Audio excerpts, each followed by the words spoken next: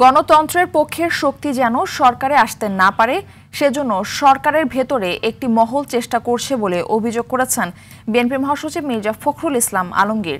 দুপুরে জাতীয় প্রেস ক্লাবে সাবেক প্রধানমন্ত্রী কাজী জাফর আহমেদের 10ম মৃত্যুবার্ষিকী উপলক্ষে আলোচনা সভায় এ মন্তব্য করেন তিনি।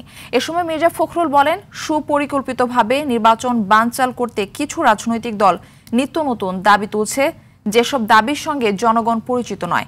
এছাড়া জনগণকে ৭১কে ভোলানোর চেষ্টা করা হচ্ছে।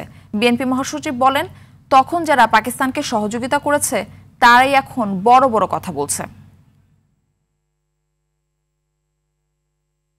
অত্যন্ত পরিকল্পিতভাবে নির্বাচনকে বানচাল করার জন্য, নির্বাচনকে ব্যাহত করার জন্য নিত্য নতুন দাবি তুলে তুলেছে।